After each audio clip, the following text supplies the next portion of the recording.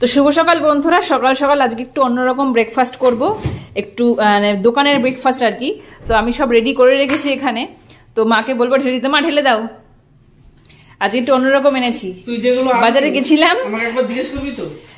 কেন জিজ্ঞেস করার কি আছে? আমি তরকারি রান্না করেছি বাড়িতে পরোটা করার জন্য। ও, এখান দিয়ে তুই নিয়ে এসেছিস। আমি আজকে ভাবলাম, অনেকে তো বুঝে গেছে বন্ধুরা যে কি আজকে সকালবেলা ব্রেকফাস্ট করব আর কি। তো আপনারা কমেন্ট করে জানাবেন যে কি ব্রেকফাস্ট করতে চলেছি। আর আমার সকালবেলা এই জিনিসটা খাওয়া খুব কমই হয়, আর খুব ইচ্ছে করে খেতে মাঝে মধ্যেই। পাচ্ছি না, খুব ছিঁড়ে ফেলো। ধরবে তরকারিটা? তরকারিটা আশা করি ভালো। কিসের তরকারি? কালার তো ফুল। ও, সয়াবিন আলুর তরকারি দিয়েছে। ধরবে না? না মনে হচ্ছে ধরবে না, আমি জানতাম তো। ঢেলে দেবো? না না, ধরবে না। ঠিক আছে। বাকি পরোটাগুলো দেখো তো, কটা পরোটা দিয়ে এনেছি দেখো তো ঠিকঠাক দিয়েছি কিনা। তরকারি থাক, যতটুকু ছাড়া থাকুক। অনেকগুলো এনেছিস, আমি বানাইনি ভাগ্যিস। 6টা এনেছি, 6টা। 3টে পাতা তো বার করে। এটা অন্য দোকানের। তাই? এটা অন্য দোকানের।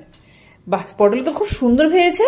এটাও 3টে, এখানেও 6টা এনেছি তো, 6টা এনেছি, 3টে করে। 3টে খেয়ে নি আগে, 3টে করে খেয়ে নি। আচ্ছা ঠিক আছে, থাক। বা আলুর পরোটা মনে হচ্ছে।